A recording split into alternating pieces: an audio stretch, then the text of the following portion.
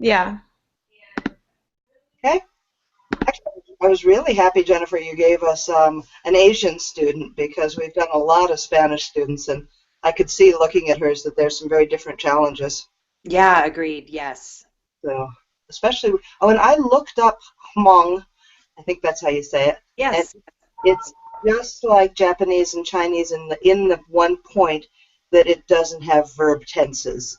They adverbs and adverbial phrases indicate the verb tense. Interesting. Okay. Are you recording, Bailey? Yeah, I am. Okay, great. Okay, so Blythe, do you want to tell us about the grammar point for this week? And then actually, will you tell us even more about what you looked up on the Hmong languages? Because that will be super relevant, and I don't know much about it, and it could be very useful in my next steps with this student. Okay, I gave you most of what I got, but when it becomes relevant, or I'll repeat it. Okay. But do you all have the grammar point up? Yeah, I've got my notes up, so just go ahead and start talking so I can do the notes. Okay. Actually, the future time verbs are more complicated, and to me at least, more complicated than many of the others in some ways. And I wrote it up a little in a little more detailed way, trying to work my own head through it, and partly because I had time today.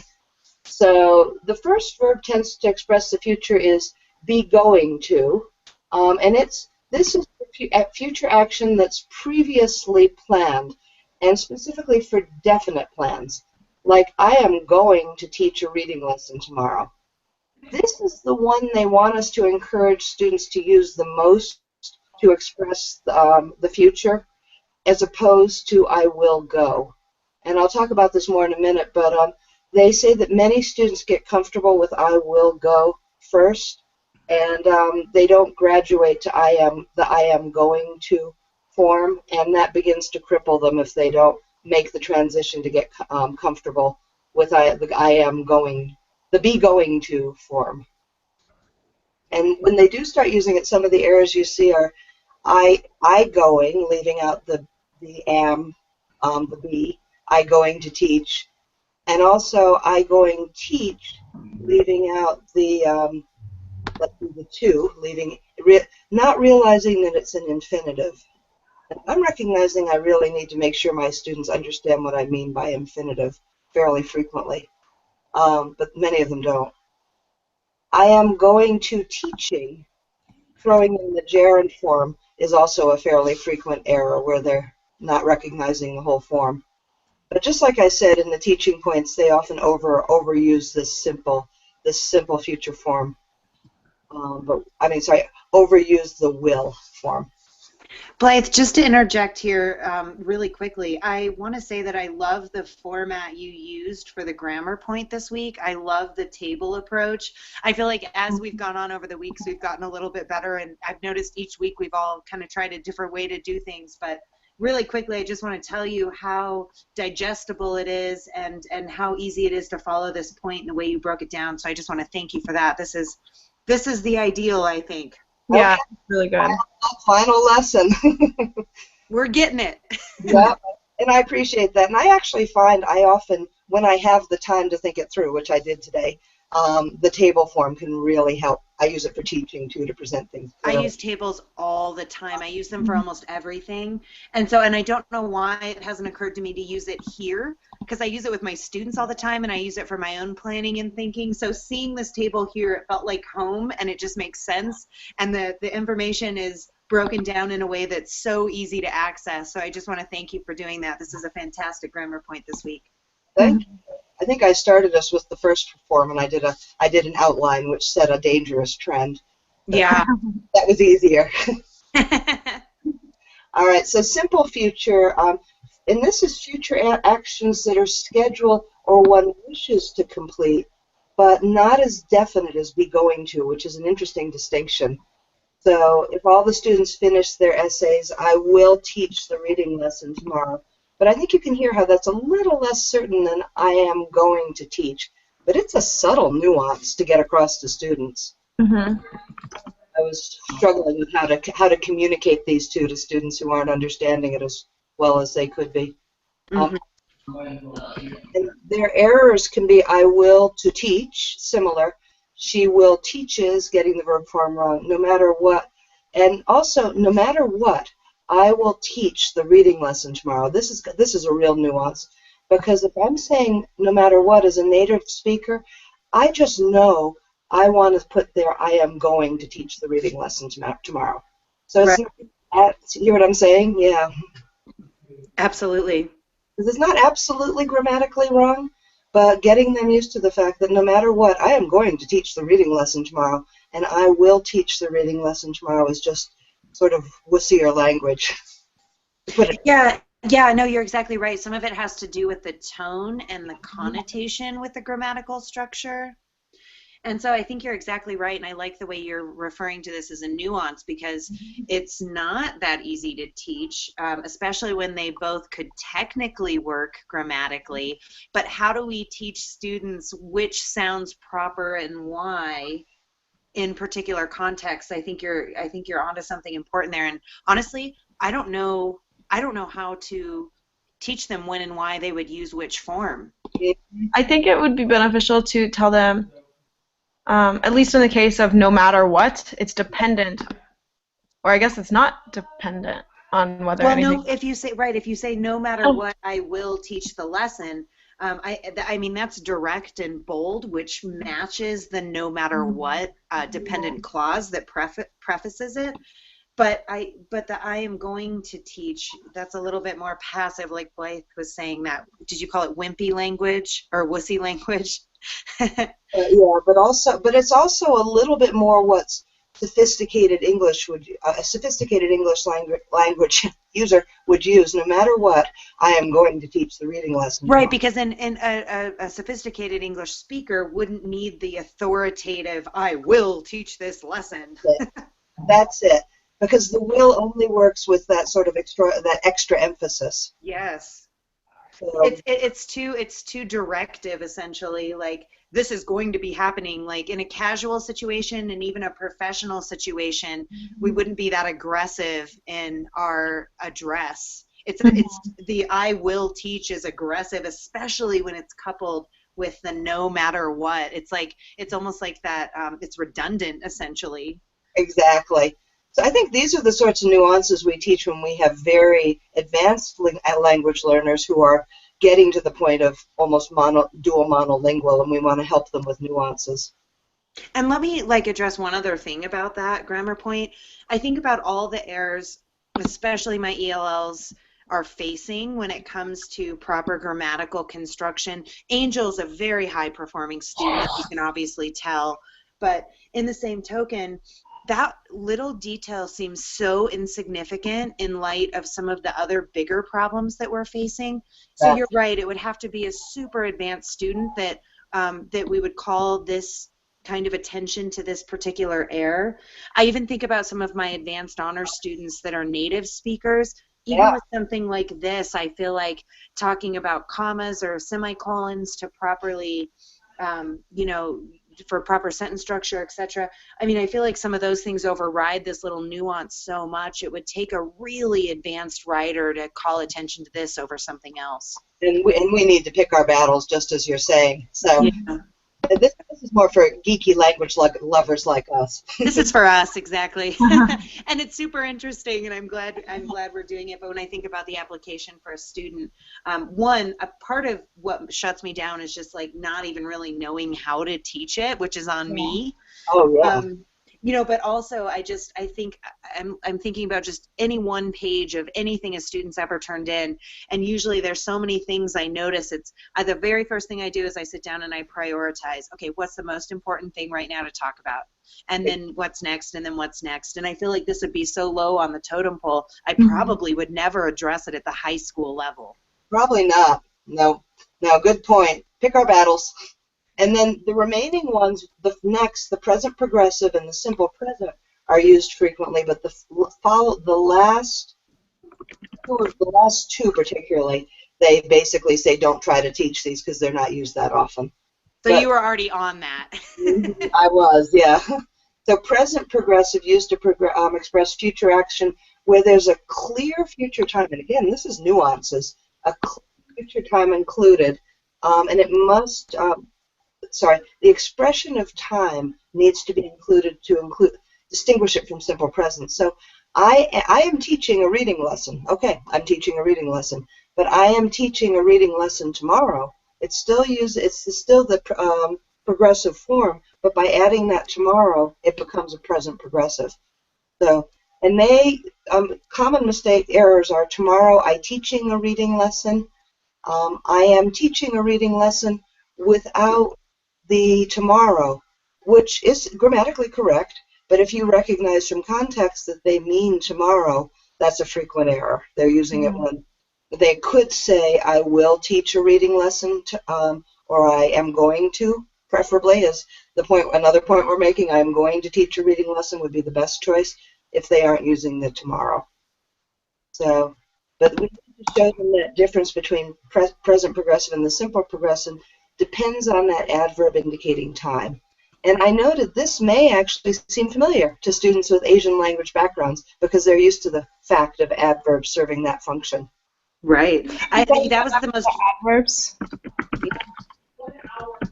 What was that, sorry? Can you repeat what you said about the Asian language background so I can get that in the notes? Yep. Students with an Asian language background might find this less unfamiliar because that's how they indicate future and past tense in their language, in several Asian languages, not Korean, incidentally, but Japanese, Chinese, and Hmong and Vietnamese at least, and that's as much as I know. But they're used to adverbs serving that function. And simple present, a future action marked by, again, the future adverb is required, so it's very simple, very similar to how the present progressive, and it depends on the adverb or adverbial clause. And there's an interesting thing here. If there is, and this is where my grammar gets a little weak, if there is a dependent clause also, that does not include the future tense. Like this first one, I teach reading in the first period class tomorrow. So there that adverbial clause indicates when I teach it. And then if students finish their essays, I will teach the reading lesson. So the if students finish is in the future, but I will teach the reading lesson. I'm sorry. If students finish is a present tense verb, their essays, I will teach the reading lesson. That's where the future tense comes in. You see, and I had to struggle with this one. Do you see what I mean there? Absolutely. Mm-hmm.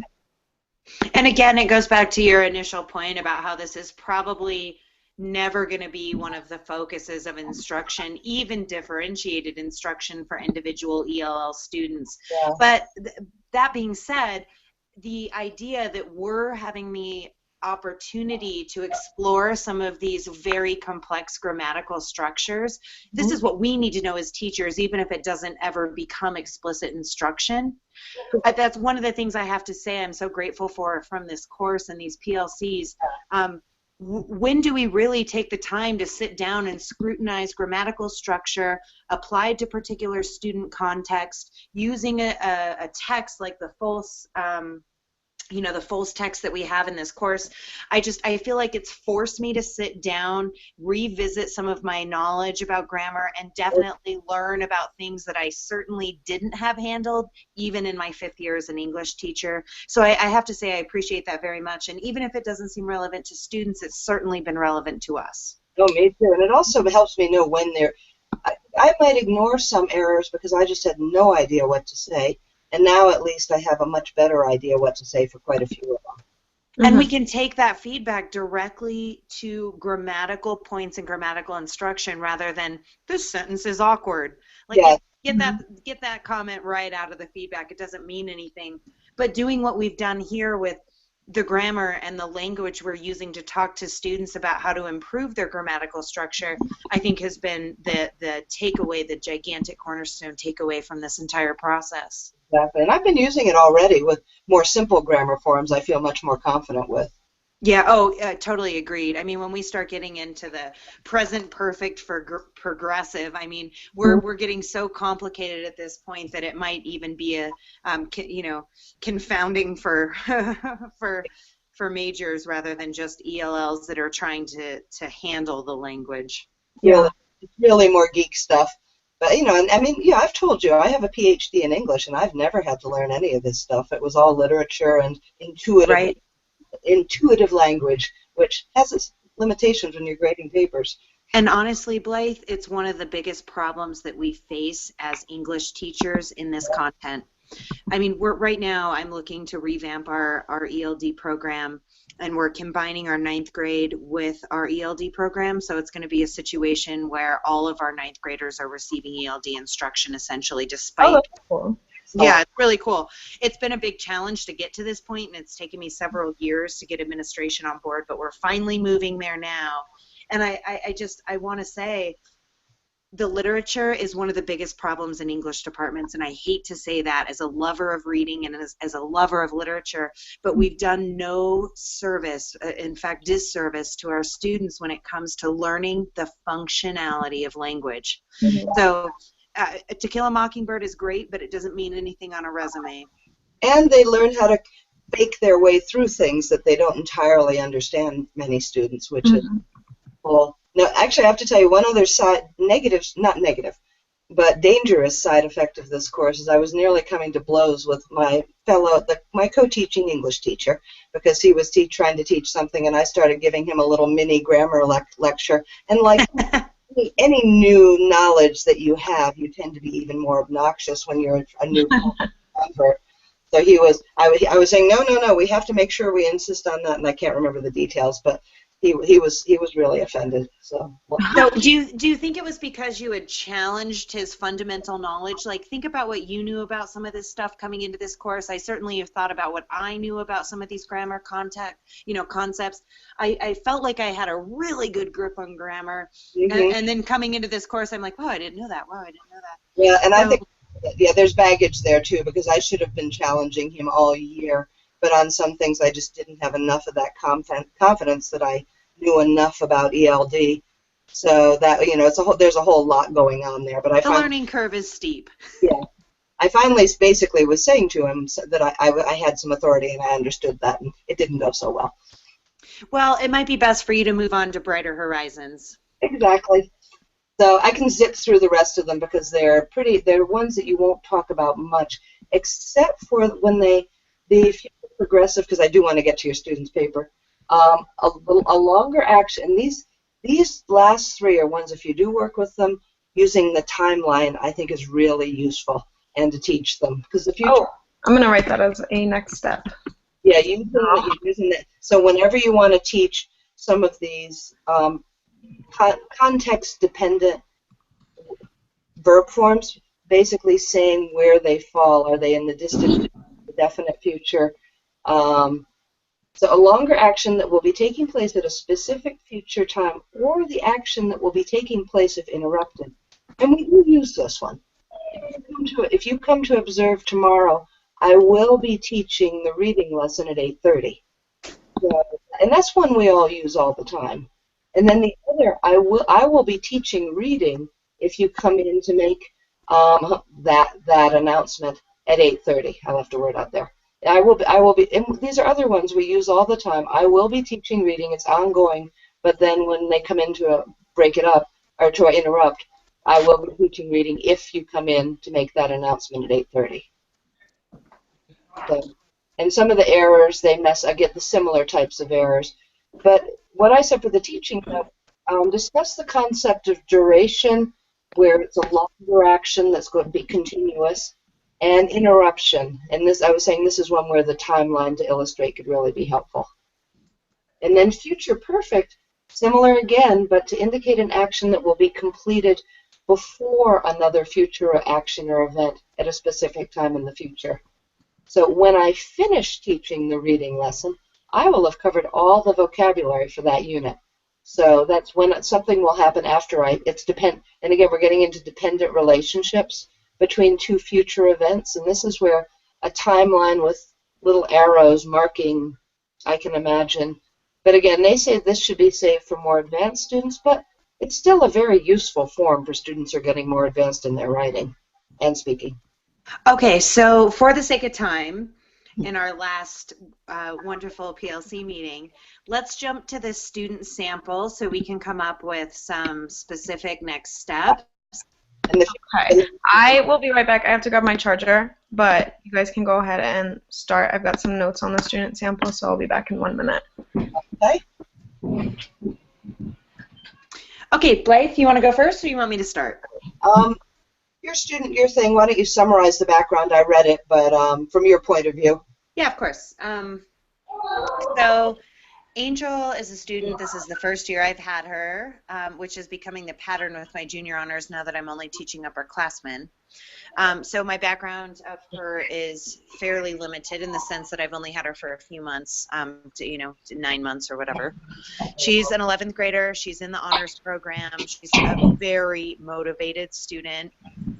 I think a lot of that is exemplified in her growth in the language program. I mean, her growth has been expedited in ways I've not seen with other students. She's got a good support system at home. She's multilingual. The entire time she's been in the high school where I teach, she was actually exited as she entered. So 8th grade was her last year that she was actually considered to be in the ELD program. However, I still notice especially tense issues with her, and that's why I chose her as a sample. So the piece she was working on, it's part of our technological fiction unit. We write fiction pieces in conjunction with Brave New World, so I only teach 2 novels for that entire section because the main focus is writing, as you can probably see on the sample.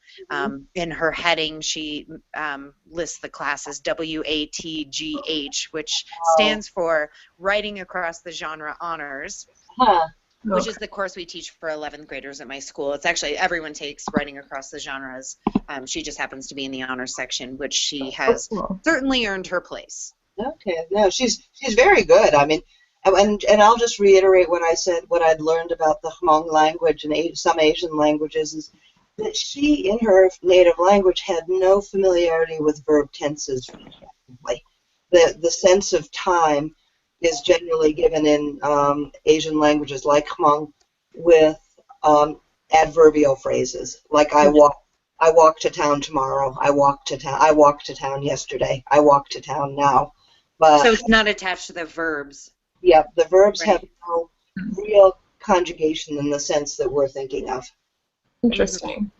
And that's all I know, but that's what I gleaned. Okay, so just a few things here that that I've noticed, and after we mention a few things that you've noticed as well, both of you, of course, I'll talk to you about what actually happened with this sample. Because we've recently been in the computer lab actually just this week and have gone through some of these issues. So I kind of want to do a comparative of like what I actually did and what might have been a really good thing to do. So maybe we can go over that. Yes. Okay, so errors you're noticing, I've already marked all of mine out and I've already talked to her in the lab about it, so I'm really interested to see what you guys notice and what you would suggest. I was trying to keep my thoughts mostly to verbs. I mean, there were other things with misuses of words in small ways. But The first one I saw was my alarm clock. The blaring alarm clock woke me up, and that just was a hitch for me. And I was trying to think, why did I hitch on that? What was happening there? Woke me up. The alarm clock woke me up. Do you know what I mean? Yeah, I get you. I think for me it was what I really noticed when I was grading this essay the first time around for some of that corrective feedback before we were in the lab and she was expected to revise this draft. When I read over it in its entirety, it was easier to notice her shifts in tense. Yeah. So, because she'll like do a whole block paragraph where she stays in the past tense or she moves to the present tense. But when you read the whole thing over, she's all over the place. She does this direct address, the second person address when we get to the bottom of this page. I know what you're thinking. What just happened? Here's a little secret no one knows about me. That was cute. I thought that was kind of cool. It's so cute. Breaking the fourth wall The voice here is amazing, but the tense issues make it a little bit complicated to keep the timeline straight as a reader. Yeah. So that she had to deal with so many Well, just 3 weeks before my big launch event with Black Star Hotel, and I have been stressing to the max. I actually highlighted that. She's almost right there with pretty complex verb shifts. Yep. So, but Yeah, anyway, but then she moves a little bit into this present tense. So she immediately after that she says, "After all, I am yes. used to this kind of stress since I am the CEO." Mhm. But then she switches back to past tense when she says, "I started to slowly pull myself up from my king-size bed where I slept." That's a big one right there. Where I slept alone. Right. Is that one thing you did in the past? Is that a continual action? I feel like that's when we were in the lab revising, we really talked about how to keep this in the present tense because it made more sense. And actually, that could be a useful one for where I had been sleeping alone for the past 5 years and give some Right. sense of duration and introduce that had been sleeping. Right. She says where I slept alone, and you're right that the missing piece there is the duration of this continual progressive action. I slept alone for the first time. It's where she sleeps alone. She does that every night. Where I always sleep alone. This is one of the things where we have all sorts of ways to say this that involve verb tenses, but maybe if we got her to talk about the adverb that could give the notion and then transition to there's also a verb tense that would make it stronger. She'd also be able to incorporate some elements of character development, and I only bring this up because this is a fiction piece and we've spent the entire time talking about nonfiction. Yeah. So, but this might be a place where she says, where I slept alone, going back to what you said about the had been sleeping possible construction, because she could develop some details about character by changing Right. her verb tense here. And show her that power. Oh, that's a good one. I like that. Where I had always been sleeping. Right, or where I've been sleeping alone for the past 5 years since my husband died, or, I mean, whatever details she wanted to convey to the audience, but if she were to manipulate that verb structure, she'd be able to reveal details in a natural way to the reader. So I feel like verb tense not only has to do with the conveyance of meaning, but it has a lot to do with the way that we can actually reveal details to our readers. Well, where I always made sure to sleep alone so no one knew my secret. I mean, you could. Where I choose to sleep alone so no one knows my secret. I mean, you could have a lot of fun with her just with that, and it's a fun one to talk about since people love talking about how they sleep and who they sleep with. Yes. As we get older, we notice that more and more, don't we? Exactly. Well, if I talk about anything like that with the kids, I'd have their attention right away. They'd love a discussion that involved who they slept with or didn't sleep with. Oh, In God. fact, stop doing it on your desk right now while we're talking about this. Exactly. So no, but that actually I see the power of talking about all this and using it for larger purposes. I think that's a really good action step for us, is how we should be aware that we can use verb tenses to teach larger issues. You know, one thing I found to be effective with this is talking to kids about how the manipulation of language works to their favor because it empowers them. And I tell them, like, you're the master of the universe here. You can manipulate your readers any way that you want to, but you have to have the tools in your toolbox to do that. Exactly. I think if you were to try to help the student use more, oh gosh, I'm spacing, sorry, more complex verb use, it would really be beneficial, though, to give her a mentor text or just give her examples of how it might look if she were to reveal those other details about the character. Love that idea, yes. Because I think I completely agree. if we're I mean, for us, it's like a book. I think that would be really cool instead of just, something printed out on a piece of paper. If you could find a book that was published that had some sort of reputation. So my students do independent novel where they get to choose whatever book. One of the problems Angels had, so first of all, when she started this draft, she literally replicated the Divergent plot. Like, I mean, everything down to character background and everything. So I read it over, and the first time, this is actually a draft since then, because she was one of the few students that had to like start from scratch, because I was like, no. Okay, So so when she started though, I told her, I read over it and I told her, I was like, it's okay if you want to do a fan fiction, but what you cannot do is retell Divergent verbatim. It's got to be your own ideas. But what if I love your idea there, because I could take this text she loves so much that she's read 300 times over and over and over again. What if I were to take that and I could sit down and I could identify specific examples of how verb tense is used to reveal character, and I could point that out to her. This is how this has happened in your favorite book. Now, how do we turn around and apply this? So I feel like what you're saying is perfect. Yeah. Really showing them how writers make these choices consciously, and so too can so too can you as a writer. Right. And that just like you said before, that's the power we have as writers. I mean, just the way the three of us as geeky English people loved playing with the possibilities that they could do for that sentence. I waste my summers away doing this. Okay, can I call your attention down, still on the first page? I tried to provide a more reasonable sample size. You're welcome. All 16 they were there for me. I kept reading until I realized I was about down to page 5. Yeah, I'm sorry for that. It's fine. I was intrigued. That's why. I mean. Yeah, no, and I'm thankful for that. Thank you very much. I always way overdo everything. I'm like the super overachiever of all time. So like when I saw some of the samples you guys were providing, I'm like, this makes more sense. I should do more of that. So anyway, I tried to be better for this sample. I'm just way too busy to overachieve most of the time. Anyway, if we look down at the very bottom of this first page, I just want to call attention to the very last sentence on the page. She said, and this is where she shifts into that second person address, direct address of the reader. But her last sentence, she says, I have much other things to worry about. Yes, I highlighted that. Which, I mean, all of the awesome voice in the first couple sentences of this horribly underdeveloped paragraph. I feel like that one just kills it. Yeah, because she's been quite sort of sophisticated up to that point, and then that's this is where her some of her language background is really revealed, I feel.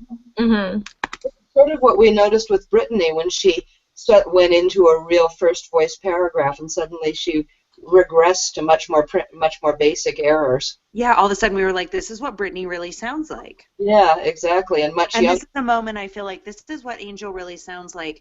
And I'm thinking about her before her exit of the ELD program. Like, this is one of those reverter sentences like you were talking about with Brittany.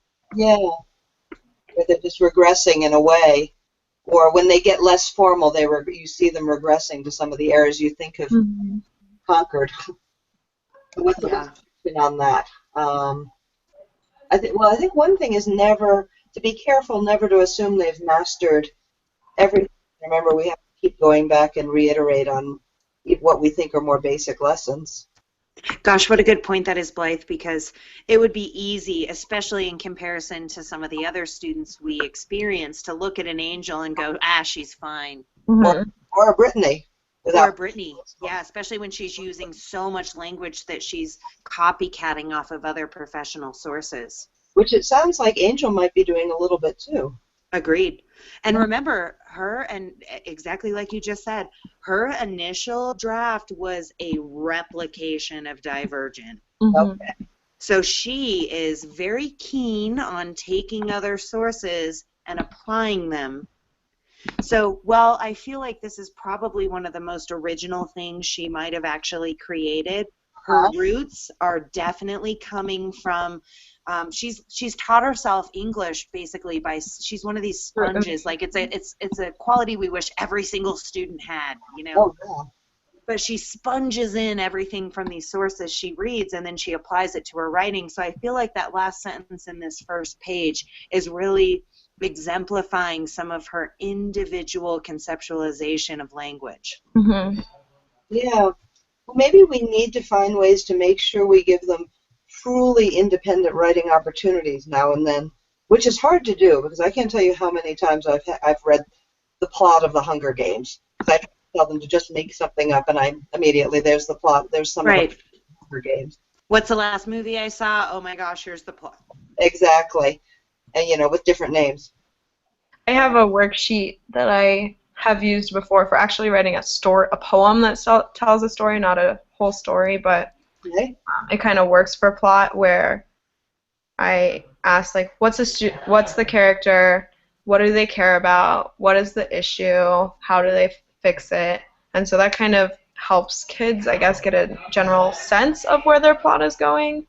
So maybe start with something other than something familiar, which is Or you could give students maybe like little pieces of paper, strips or something, with like a character. So they would draw a character from your hat or whatever, and then a conflict, and they would draw that from their hat or something. So then they would all get random things, and they would have to do a free write on it for like 15 minutes or so.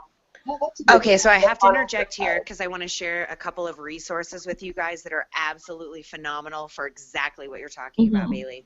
So I have a book that is very archaic in some senses, but it's called Plotto, Plotto, and I'll upload all of this to the site later so you can see it. But it's by William Wallace Cook, and it's the master book of all plots. So it's all of these different plot elements, and kids can pick. I'm like, pick a number between 1 and 1,000, go, and they give me that number, and then I turn to 736 in the book, and I deliver them the plot structure that William Wallace Cook has created. I need this one. You need this book. I'm actually going to upload the resource. You absolutely need it because that is what happens. Second resource I want to share really quickly, I have a What Would Your Character Do book, which is also phenomenal. And so what happens is, and I don't care what character, you want to do Katniss, fine, take Katniss. But I force them to move outside of these plot structures. So I give them a scenario from What Would Your Character Do? Okay. What does your character do when she beats another player? How does your character socialize? These are ways that force them to take Katniss out of what they've already been given from the Hunger Games plot. To build their own situation. Exactly. And then all of a sudden this character becomes more than Katniss, which is exactly what I want them to do. That's cool. And guys, I hate to do this, but because half an hour is really what we're supposed to do, right? Yeah, we're way over. We can end. I'm happy. I have to go meet people for dinner, and as you can see, I'm still in my dressing gown. So I meet people at 6:30. So it has been nice, you guys. Indeed. I swear, I've really enjoyed working with you guys, and we've got our contact information. I'll tell you whenever anything significant happens in